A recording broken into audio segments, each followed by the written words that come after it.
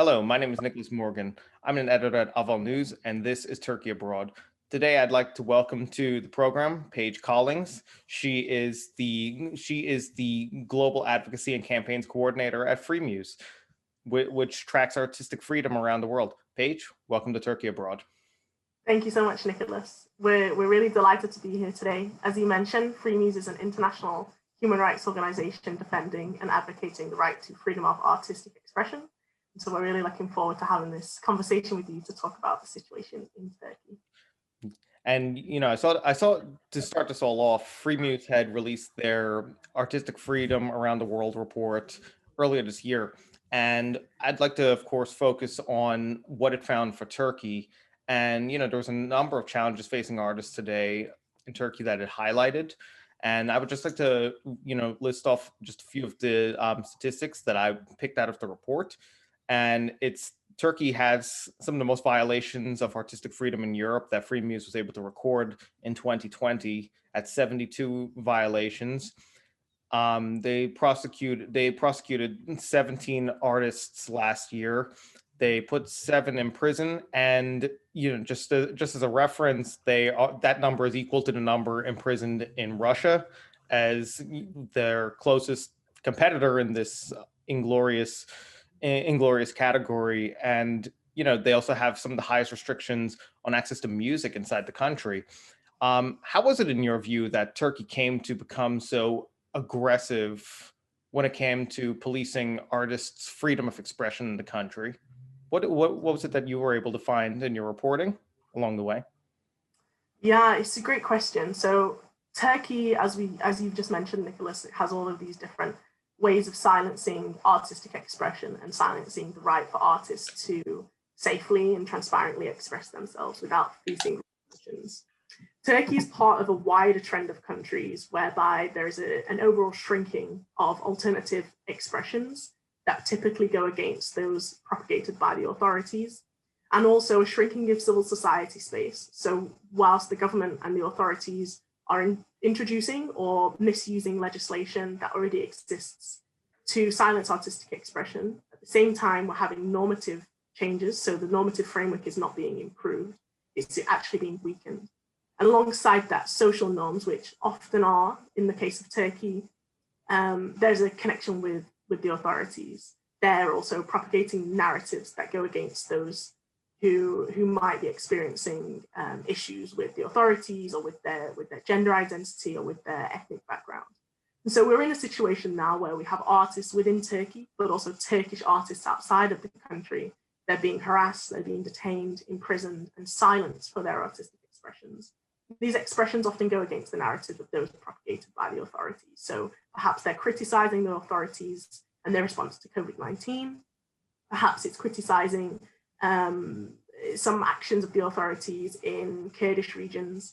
Maybe it's an LGBTQI artist from Turkey who's talking about gender identity and sexual orientation. And with all of these different components and intersecting identities, we're seeing a really shrinking of the safe space for artists to express themselves in the country. Mm-hmm.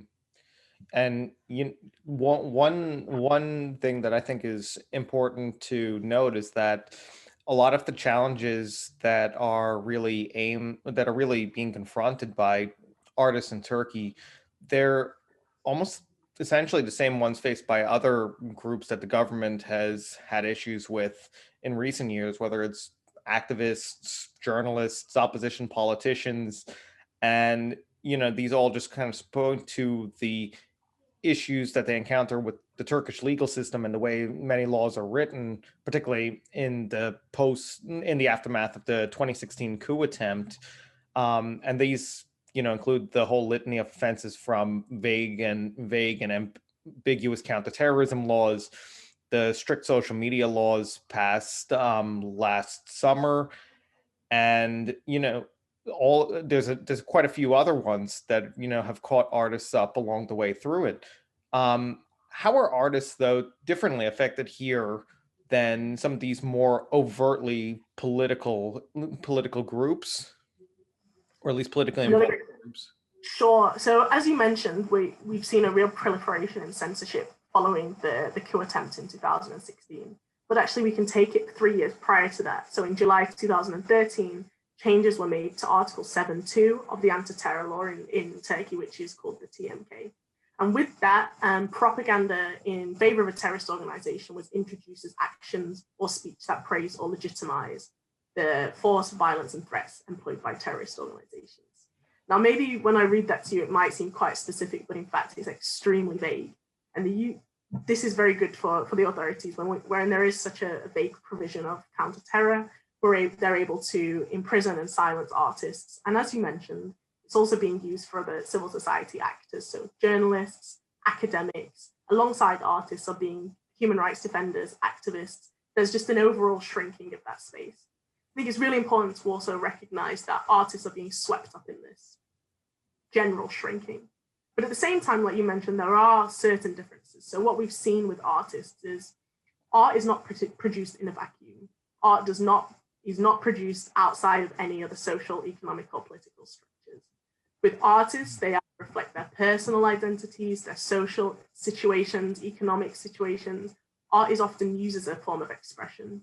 Because of this, it often has very explicit political implications.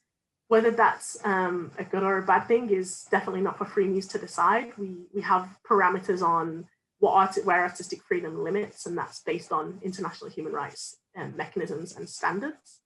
But what we're seeing is when artists are using their art to express themselves either politically or socially, that's when there are real implications. So as I mentioned earlier, LGBTI artists who express themselves and their identities through art are being silenced.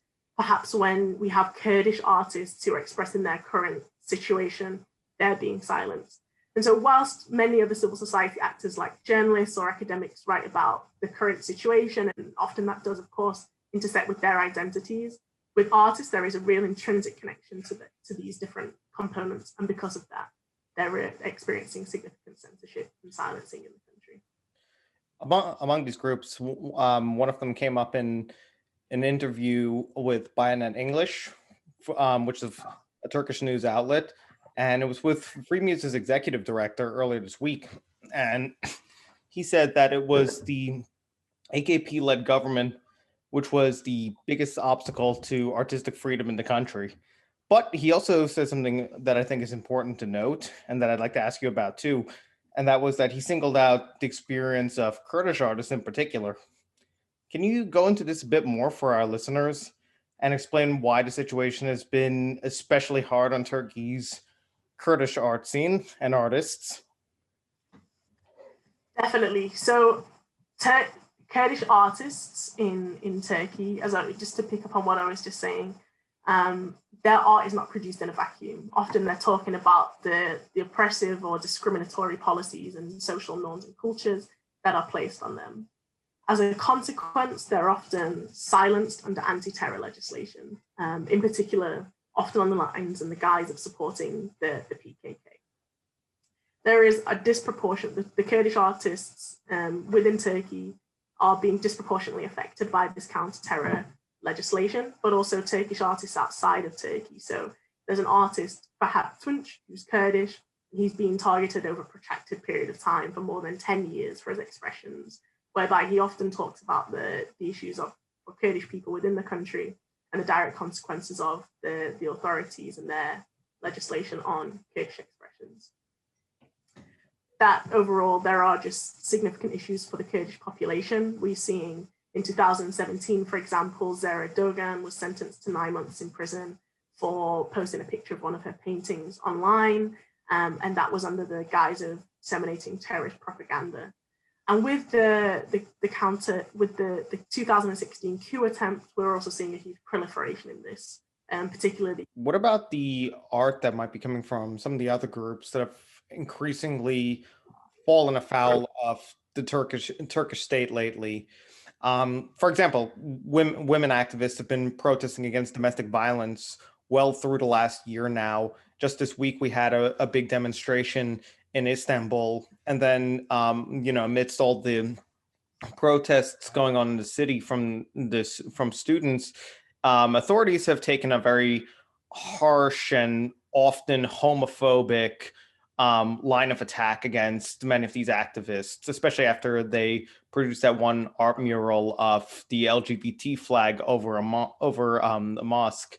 Are they seeing increased pressure from the government too? Like, can you tell us about their situations?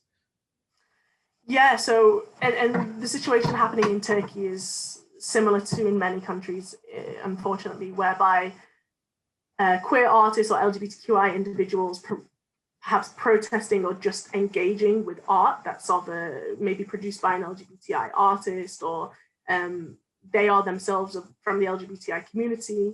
It's being censored on the grounds of insulting family values, insulting religious norms. With this, the existing legislation is being used to directly target and silence LGBTQI artistic expression. And this is concerning because new legislation doesn't have to be produced in countries like Turkey. There are existing components in the penal code, in the constitution, that are allowing the authorities to misuse this legislation. So insulting family values, insulting religious morals, these are constantly used to silence LGBTI expressions and women's rights. And not only just for artists, for a lot of different civil society groups, but we're seeing an increase in Turkey at the moment on these grounds. Mm-hmm.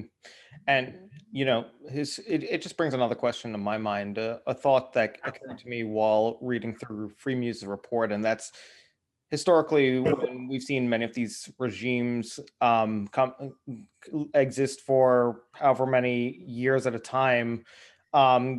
They've been, whether it's fixated on ideology or devotion to a single personality, there's always been some level of co-option of the art as well along the way too, where the state will decide what's artistically appropriate, so to speak, and tend to pay patronage to these artists or groups, styles, etc. Has the AKP government, in your experience and your research, worked to actively influence artists to conform their work in any way too, or is it more just in the line of encouraging, say, self-censorship? No, it's definitely the former. So with the misuse of legislation that already exists in penal codes, with the introduction of new legislation or changes, for example, the changes to the anti-terror legislation, which I mentioned earlier, also the Article 229 on insulting the president is being used actively to silence artistic expression. I think in 2017, there were more than 20,000 investigations opened under this charge. And many of those are artists. So artists who might have perhaps spoken out against Erdogan are being sentenced to prison, they're being detained. And unfortunately, the implications of this, and to relate back to your question, is that artists are dying because of this censorship. They're dying because of the gatekeeping of artistic freedom by the authorities. So unfortunately, last year, 2 artists lost their life in Turkey. They were part of Group Yorum, who are a music socialist collective who've been around for a very long time in Turkey. And the 2 of them were on hunger strike or a death fast to protest the explicit silencing of artistic expression for their collective. Their Solidarity House would be raided, their music instruments would be trashed.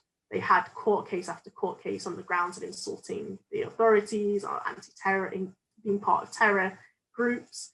And unfortunately, after more than 300 days of these fasts, 2 of them lost their life.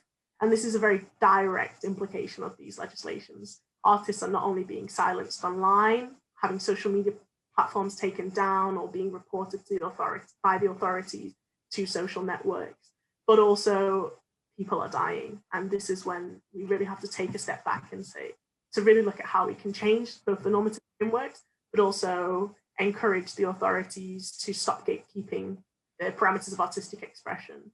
And particularly when it's just insulting expression. Artistic freedom is very important, and we really need to protect art that we don't personally agree with.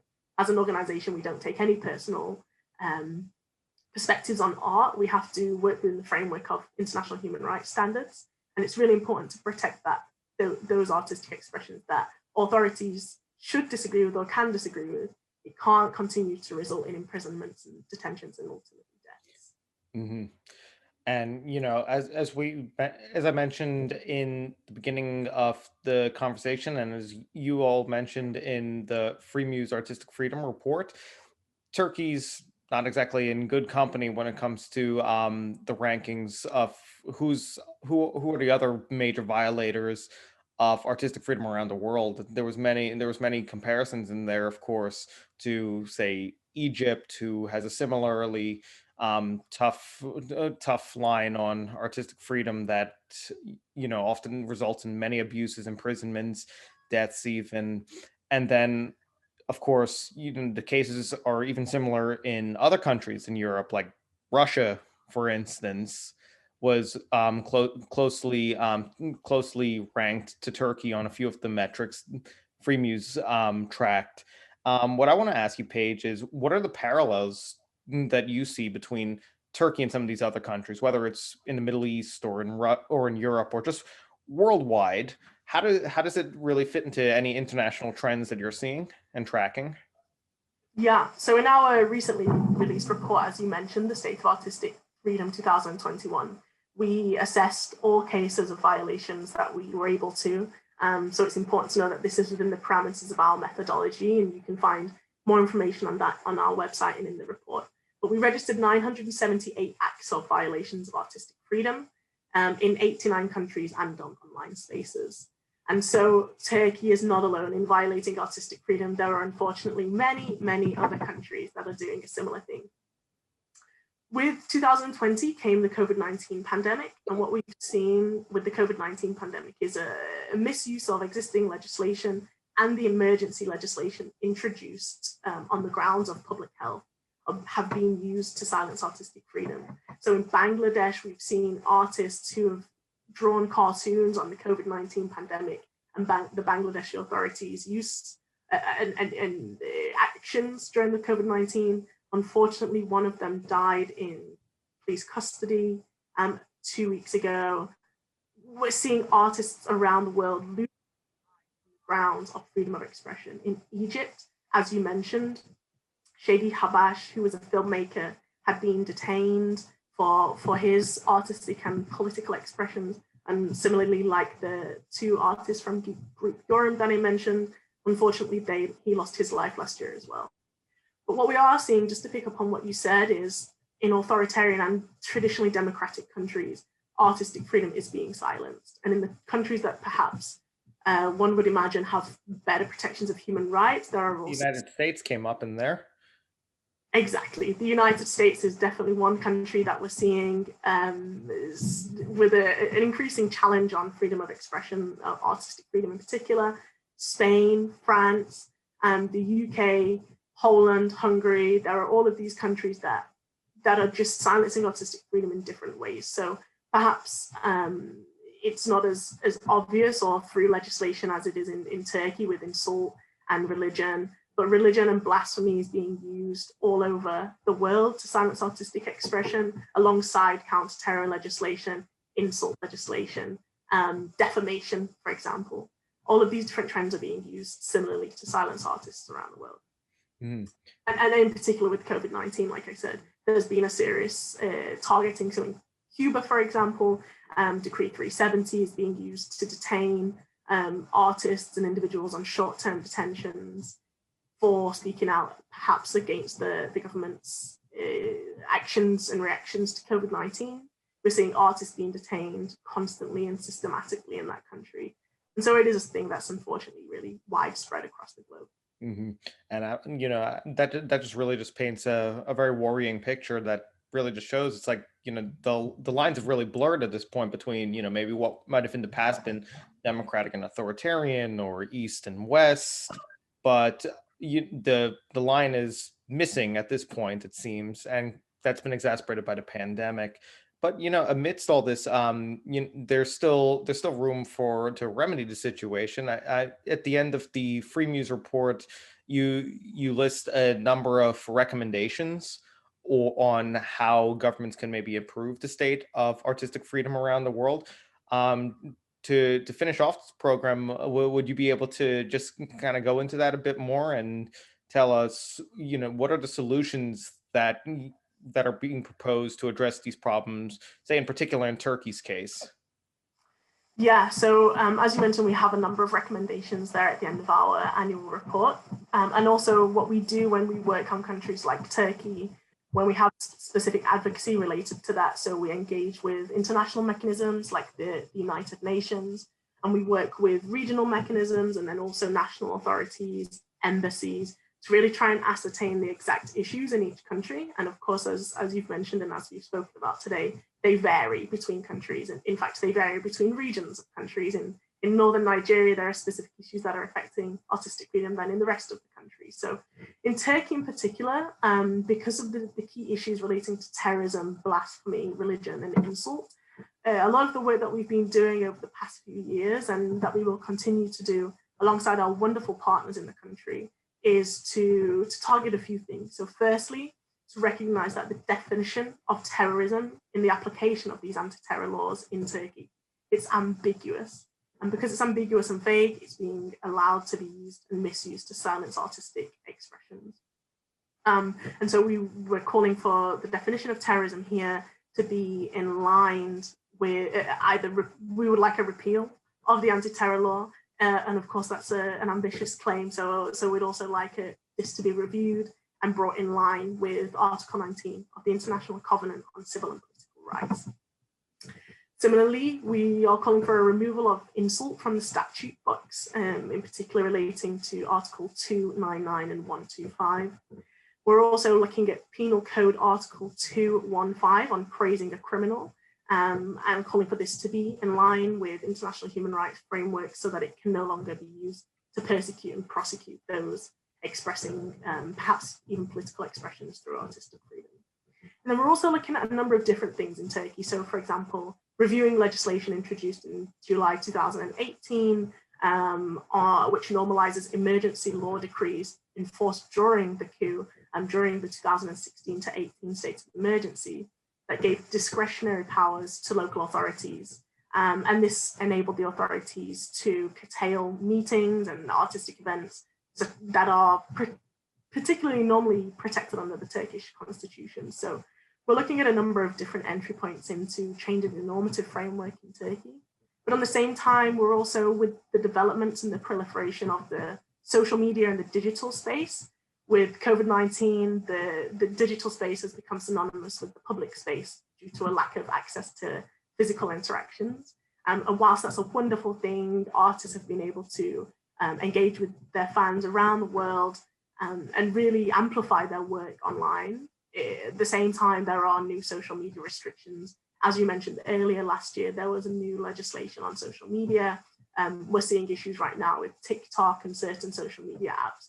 So to also call on these, the platforms to really try and protect artistic freedom and freedom of expression on their platforms.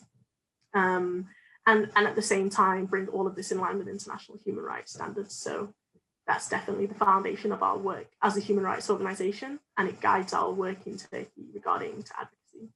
And then one final point here is that we work very closely with artists individually to really, for them to their messages and their thoughts to drive our work. We never want to kind of occupy that conversation. We want it all to come from artists themselves, as they are, in fact, the core of what we do and why we do everything we do. So, and we're always building networks and working with partners on the ground to amplify and enhance these works that we undertake at both a national and international level. Freemuse is doing an honestly commendable job at giving attention to all this and just raising the voice of artists, not just in Turkey, but around the world, who are struggling right now amidst COVID-19 with their own unique set of difficulties. So on that, I'm really happy that you were able to take the time and join us here on Turkey Abroad and talk about this issue in a bit more depth. It's something that we're absolutely interested in tracking and keeping up to date with. So, I really do look forward to getting to speak to you again sometime soon, Paige. And, I wish you the best with your work. Thank you so much, Nicholas. It's been wonderful to chat with you today. And as you said, definitely looking forward to touching base soon. Unfortunately, there are lots of developments happening in Turkey and around the world. And sometimes there are positive things. So I'd love to update you on those when they arrive. Thank you so much. and we'll be happy to go into those. Also, keep our readers and our listeners all up to date with that as it comes along. It's something that I personally plan to keep my eye on going forward. Wonderful. And like you said, I mean, artistic freedom, a life without art, is very challenging to imagine living. So we must continue to try and protect it at all we can. Absolutely. My name is Nicholas Morgan, and this is Turkey Abroad.